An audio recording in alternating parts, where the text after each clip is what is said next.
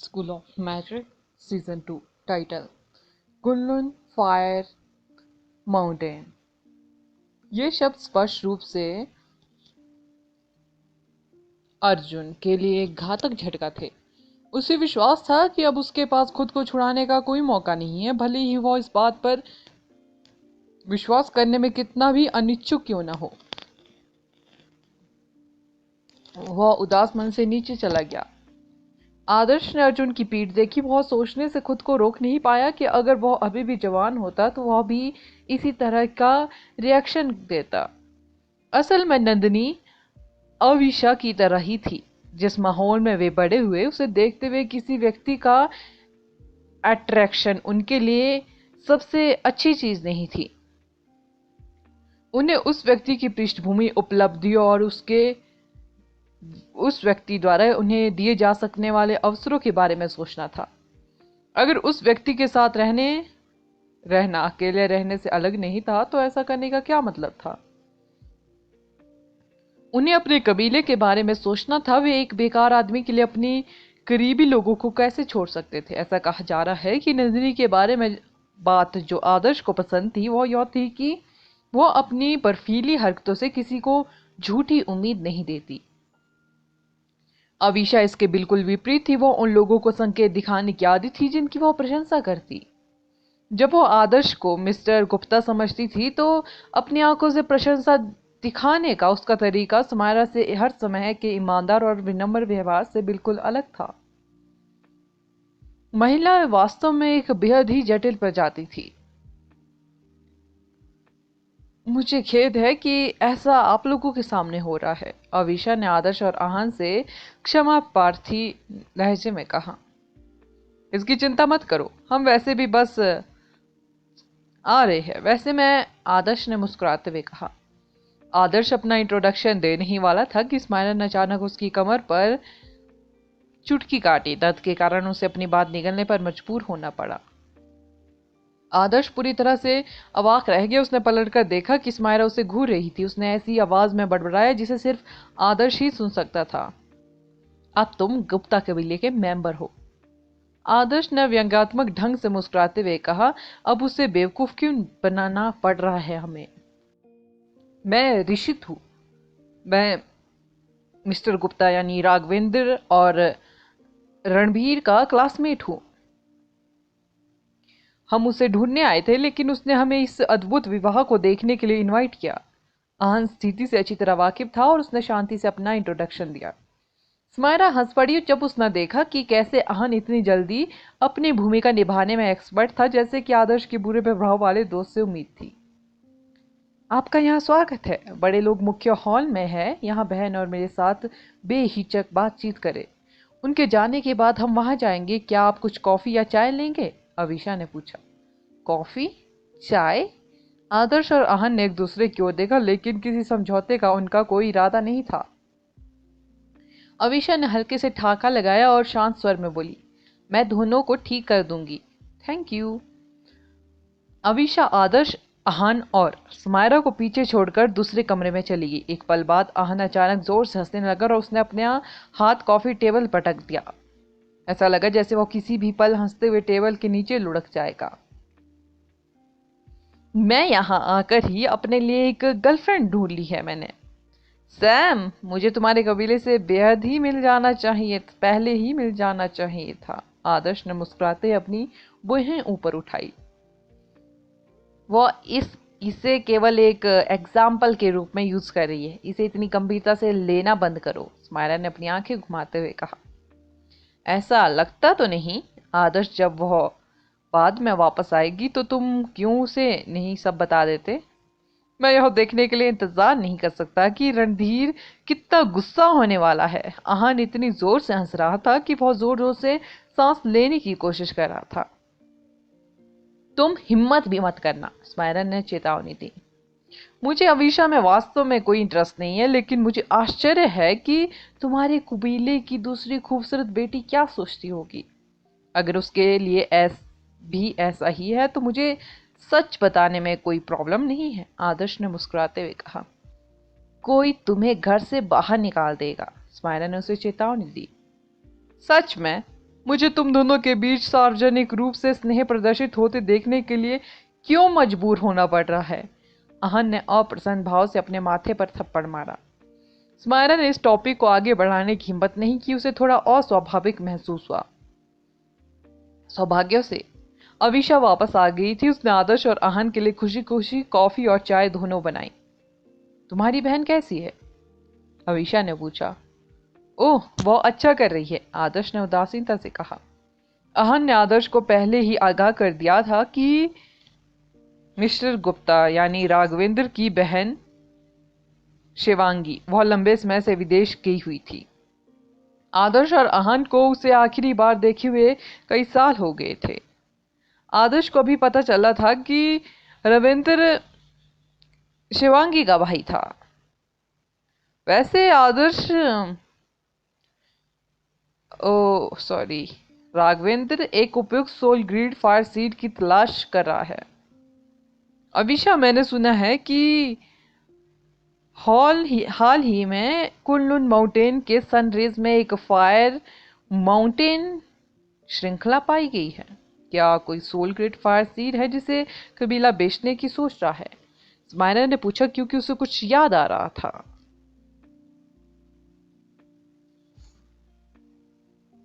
अविशा कबीले के कारोबार की प्रभारी थी। इस तरह की चीजों के लिए आमतौर पर उसकी मंजूरी की जरूरत होती थी।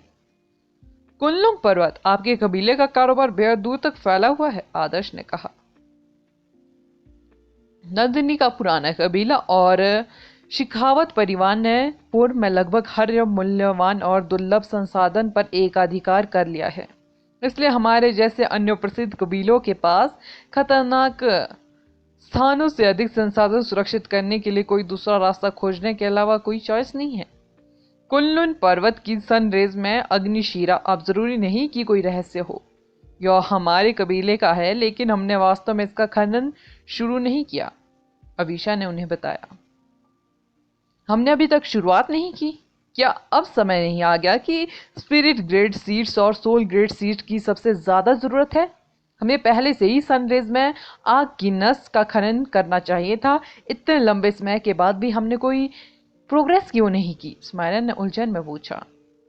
कुनलुन पर्वत की सनरेज उनके कबीले के लिए अपनी वित्तीय स्थिति सुधारने का अच्छा मौका था।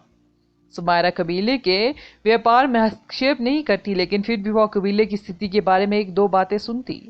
बढ़ते समुद्र के कारण उन्होंने काउंटी में बेहद सारे बिजनेस खो दिए। देश के कई प्रसिद्ध कबीले इस समय मुश्किल में थे। कुछ ऐसे भी थे जो दिवालिया हो गए। कबीला आय या नया सोर्स खोजने की पूरी कोशिश कर रहा था। कुनलुन पर्वत की सनरेज में अग्निशिरा स्पष्ट रूप से उनके लिए सबसे अच्छा मौका थी। कबीला सेना के साथ मिलकर काम कर रहा था। अगर उनका कबीला सेना को फायर एलिमेंट के प्रचुर संसाधन प्रदान कर सकता तो यह कबीले को अन्य प्रसिद्ध कबीलों की तुलना में अपने वित्तीय संकट को हल करने की परमिशन देगा। ऐसे में ज़ुमायरा को यह विश्वास करना मुश्किल हुआ कि उन्होंने अभी तक कोई प्रोग्रेस नहीं की। क्या आपको कुछ प्रॉब्लम्स का सामना करना पड़ा? ज़ुमायरा ने पूछा। हाँ, अविशा ने सिर हिलाया। सिस्टर, अविशा ने अचानक कहा। मैं वास्तव में अपने कबीले के बिजनेस में हस्तक्षेप नहीं करता, इसलिए मेरी चिंता मत करो। मैं वर्तमान में अपनी कल्टीवेशन को बेहतर बनाने पर ध्यान केंद्रित कर रहा हूँ। आदर्श भी काफी होशियार था। उसने खुद को समझाने की पहल की। मैं रणधीर के साथ ठीक महसूस कर रही हूँ। वो अपनी कल्टीवेशन को बेहतर बनाने पर भी बेहद ध्यान दे रहा है, जबकि मैं कबीले के बिजनेस का प्रबंधन करना पसंद करती हूँ। मुझे विश्वास है कि हम ठीक रहेंगे, अविशा ने कहा। आदर्श ने कहा, मुझे लगता है कि उसका दिमाग इतनी जल्दी नहीं घूमता। अविशा ने हंसते हुए जवाब दिया। क्या यह और भी बेहतर नहीं है? मैं एक जिद्दी व्यक्ति हूँ। अगर वह जल्दी सोचने वाला नहीं है तो मैं ज्यादातर फैसले खुद ही ले सकती हूँ। आदर्श अविश्वास में हाफने लगा। उसे उम्मीद नहीं थी कि अविशा अपने इरादे इतने स्पष्ट रूप से प्रकट करेगी। आदर्श ने पूछा, क्या आप हमें वह समस्या बता सकती है जो आपको परेशान कर रही है? कुनलुन पर्वत की सनरेज में एक अग्निशिरा की खोज की गई थी। अग्निशिरा एक जादुई कबीले को बेहद समृद्ध बनाने में हेल्प कर सकती है। अग्निशिरा अग्नि की एक पवित्र भूमि हो सकती है। उसे एक सोल ग्रेड या स्पिरिट सोल ग्रेड की जरूरत थी, इसलिए इस बात की बेहद संभावना थी कि वह प्राकृतिक अग्निशिला में एक सोल ग्रेड सीड पा सकता था जिसकी अभी तक खुदाई नहीं हुई। इन सोल ग्रेड सीडों को जिन्हें अभी आकार देना था आदिम यानी स्पिरिट ग्रेड सीड कहा जाता था। आदर्श लंबे समय से रोज फ्लेम का यूज कर रहा था। ऐसा इसलिए नहीं था कि वह नया खरीदने में असमर्थ था या उसने नए सोल ग्रेड फायर सीड की तलाश नहीं की, लेकिन उसे वह मिल ही नहीं पा रही थी जिसे उसे जरूरत थी। इस तरह के पैमाने की अग्निशिला में सबसे अधिक संभावना एक आदिम सोल ग्रेड सीड की होगी। उसे बस आदिम सोल ग्रेड सीड को अपनी आत्मा के साथ मिलाने की जरूरत थी और आपदा अग्नि और सूर्यास्त अग्नि को धीरे धीरे अपग्रेड कर देना था। उनका मानना था कि वह आदिम यानी स्पिरिट ग्रेड सीड को सबसे सही डोमेन और प्रभाव प्रदान करेगा जिसकी वह उम्मीद करता था। यह वही सोल ग्रेड सीड था जिसकी आदर्श तलाश कर रहा था। School of magic next episode title कुलों के बीच बातचीत। अविशा अभी बताने ही वाली थी तभी कोई उन्हें मुख्य हॉल में इनवाइट करने आया। अविशा ने मुस्कुराते हुए कहा, मुझे लगता है कि वे इस मामले पर चर्चा ही करने वाले हैं।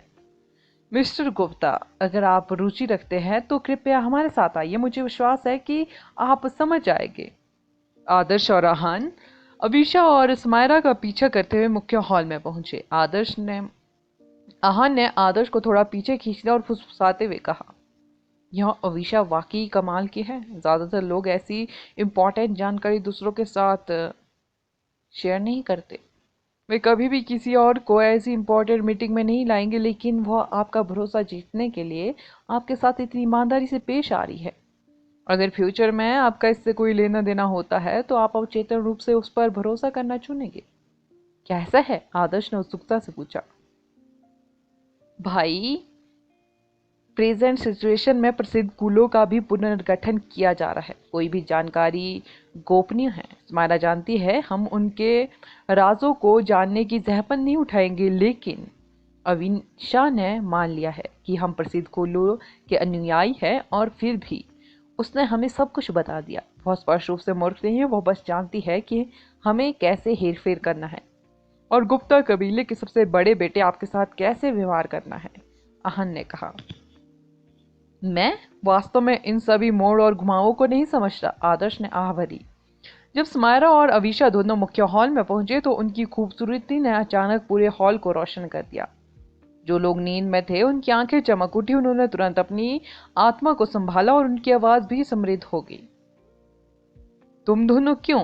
ओह, कोई बात नहीं, कृपया बैठ जाओ, रणधीर ने आश्चर्य भरे लहजे में कहा जब उसने आहन और आदर्श को देखा। दो प्रसिद्ध कबीले मुख्य हॉल में इंपॉर्टेंट मामलों पर चर्चा कर रहे थे, लेकिन बाकी मेहमानों से कहीं और चाय और मिठाई आनंद लेने की उम्मीद थी। रणधीर को बिल्कुल भी उम्मीद नहीं थी कि वे बैठक में शामिल होंगे। हालांकि रणधीर को पता था कि आहन और आदर्श दोनों को वास्तव में प्रसिद्ध कुलों के अनुयायी नहीं माना जाता, इसलिए इससे कोई फर्क नहीं पड़ता कि उन्होंने उनकी बातें सुनी थी या नहीं। बधाई हो, चूंकि हम क्लासमेट हुआ करते थे इसलिए मैं तुम्हें कुछ सुझाऊंगा। इसे हैप्पीनेस 101 कहते हैं। मुझे लगता है कि तुम दोनों अपने अपने कुलों के मामलों में बेहद बिजी रहने वाले हो, इसलिए मुझे यकीन है कि तुम अभी बच्चे पैदा करने की कोई योजना नहीं बना रहे होगे।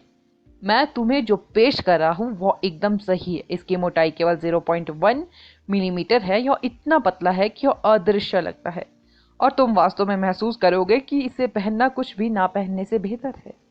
आहन ने चुपके से रणधीर के करीब जाकर फुसफुसाया। रणधीर का रिएक्शन थोड़ा धीमा था। कुछ देर बाद उसकी आंखें चौड़ी हो गई और उसने गंभीर स्वर में कहा, क्या तुम गंभीर हो? आहन, मुझे यकीन है कि आपके पूर्वज यही बेचते होंगे। कोई आश्चर्य नहीं कि आपके परिवार का इतना बड़ा बिजनेस है। आपने भी मुझे यही सलाह दी, आदर्श ने आगे कहा। हे। जब तीनों लोग किसी असंबंधित विषय पर चर्चा कर रहे थे तो सफेद मूंछों वाले बुजुर्ग चिंतित भाव से अन्य टॉपिक पर चर्चा कर रहे थे। रणधीर राठौर कबीले का प्रतिनिधि था। उसने अविशा की ओर देखा और कहा, हम शादी के लिए पूरी तरह से तैयार हैं। मेरा भतीजी अविशा को बेहद पसंद करता है और मुझे विश्वास है कि वह उसके पति के रूप में अपनी भूमिका पूरी तरह से निभाएगा। हम अपनी प्रतिबद्धता से पीछे हटने की कोशिश नहीं कर रहे हैं, लेकिन हमने आपके द्वारा बताई गई अग्निशिरा की जांच करने के लिए किसी को भेजा। अगर मैं खुद एक सुपर मैजिशियन के रूप में जाता हूं तो मेरी उपस्थिति निश्चित रूप से सनरिज पर शक्तिशाली बिस्टों को भड़काएंगी, लेकिन सुपर लेवल के नीचे के किसी भी व्यक्ति को उसकी प्रचंड गर्मी को सहने का मौका नहीं मिलेगा। यह आत्महत्या है। अगर यह पिछले साल होता जब पूर्व अभी तक डूबा नहीं था, तो हमारे पास अभी भी सनरिज पर हावी शक्तिशाली बीस्ट को भगाने के लिए कुछ एक्सपर्टों को काम पर रखने का मौका हो सकता था। यह असंभव है कि हम अब कुछ एक्सपर्टों को काम पर रख पाएंगे। कबीले के सरदार ने आह भरते हुए कहा, मैं क्यों नहीं जाता। मैं अविशा को भी एक उपहार देने की सोच रहा हूं, इसलिए हम इसे इस तरह से सोचेंगे। बकवास, राठौर कबीले के एक बुजुर्ग ने कहा। वे अपने वंश के उत्तराधिकारी को ऐसे खतरनाक प्लेस पर कैसे जाने दे सकते थे। फायरनस के प्रवेश द्वार पर तापमान सुपर लेवल स्पिल की ताकत के बराबर है। भले ही कोई इसके बाहरी क्षेत्र के निचले हिस्से तक पहुंचने में कामयाब हो जाए, लेकिन उच्च गुणवत्ता वाले सोल ग्रेड फायर सीड वाला मैजिशियन भारी गर्मी को सहन करने के लिए संघर्ष करेगा। आपके सुझावों के आधार पर आप फायर एलिमेंट के बुलाए गए बीस्टों के साथ कुछ मैजिशियनों से काम करने के लिए कह रहे हैं, लेकिन दुर्भाग्य से कुछ समनर्स उस काम को पूरा करने में सक्षम नहीं होंगे जो नीचे किया जाना है। इसके अलावा हमने अग्निशिरा के तल पर फायर एलिमेंट सोल्स की भी खोज की। कुछ समन बीस्ट वास्तव में उनका सामना नहीं कर सकते। हमें कम से कम एडवांस मैजिशियनों की एक टीम तो भेजनी ही होगी, रणधीर ने कहा। फिर हम एक समन करता उसके फायर एलिमेंट कॉन्ट्रैक्टेड बीस्ट को स्पेस एलिमेंट स्क्रॉल के साथ एक पोर्टल स्थापित करने के लिए नीचे भेजेंगे। टीम के बाकी मेंबर पोर्टम के माध्यम से उस स्थान पर टेलीपोर्ट करेंगे और फायर एलिमेंट आत्माओं को खत्म करेंगे। अंत में हम फायर शेल चट्टानों को तोड़ देंगे जो हमें आगे खुदाई करने से रोक रही है। भविन ने प्रस्ताव रखा। इसके काम करने की संभावना भी बेहद ज्यादा नहीं है। सबनर्स कॉन्ट्रैक्टिव बीस के मरने की संभावना सबसे ज्यादा है। इसके अलावा स्पेस एलिमेंट स्क्रॉल हमेशा से ही दुर्लभ रहे हैं। जो लोग फायर वैन में टेलीपोर्ट किए जाते हैं वे खुद को भट्टी में पाएंगे। उनके जिंदा वापस आने की संभावना भी बेहद कम है। अगर वे फायर शेल रॉक्स को तोड़ने में विफल रहे तो पूरी टीम मर जाएगी, अविशा ने कहा। इंसान धन के लिए मर जाएगा जैसे पक्षी भोजन के लिए मर जाते हैं। हम इस काम के लिए कुछ शिकारी और मैजिशियनों को काम पर रख सकते हैं। कोई तो यह काम करने के लिए तैयार होना चाहिए, भाविन ने कहा। मैं कहती हूं कि हमें उस जगह की और ज्यादा तलाश करनी चाहिए। आखिरकार हमने अपनी योजना सिर्फ सैद्धांतिक रूप से बनाई है। यह कहना मुश्किल है कि वहां वास्तव में क्या होने वाला है। हम पैसे दे सकते हैं, लेकिन मुझे बस इस बात की टेंशन है कि वहां की स्थिति हमारी अपेक्षा से कहीं ज्यादा खतरनाक है। हमने जिन लोगों को काम पर रखा है वे सभी मरने वाले हैं, अविशा ने कहा। यह कुछ ना करने से तो बेहतर है। हमने पहले ही कितना टाइम बर्बाद कर दिया है। दूसरे कबीले भी बेचैन हो रहे हैं और सिंह कबीले छोटे कबीले को बेतहाशा अपने अधीन कर रहा है। यहां तक कि दाली कबीला भी जल्द ही हमसे ऊपर उठ जाएगा। इस डर से हमारे कबीले किसी दूर दराज के इलाके में जाकर खत्म हो जाएंगे जब हमारे पास संसाधन खत्म हो जाएंगे, भावेन ने कहा। दोनों पक्ष अब चुपचाप बैठे थे। दोनों कबीले वित्तीय संकट का सामना कर रहे थे और कुनलुन पर्वत की सनरिज उनके लिए इस हल करने का सबसे अच्छा मौका था। फायर एलिमेंट के इक्विपमेंट हमेशा बाजार में सबसे ज्यादा बिकते थे। वे लाइटनिंग एलिमेंटों के इक्विपमेंटों की तरह दुर्लभ नहीं थे, ना ही वे अर्थ एलिमेंट और विंड एलिमेंट के इक्विपमेंटों की तरह प्रचुर मात्रा में थे। फायर एलिमेंट की हमेशा मांग रहती थी, इसलिए सनरेज पर अग्निशिरा न केवल उन्हें संकट को हल करने में हेल्प करेंगी बल्कि उन्हें मौजूदा स्थिति में एक मजबूत और पैर जमाने में भी मदद करेगी। हमने पहले ही बेहद ज्यादा इनाम की पेशकश की है, लेकिन हंटर और मैजिशियन बेवकूफ नहीं है। चाहे हम कितना भी इनाम क्यों ना दे, वे काम करने को तैयार नहीं है, 30 साल के एक व्यक्ति ने उन्हें बताया। यह कैसे संभव है? क्या किसी ने जानकारी लीक कर दी?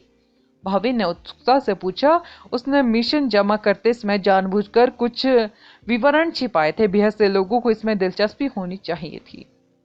अगला एपिसोड जानने के लिए बने रहे मेरे इस चैनल के साथ। Thank you.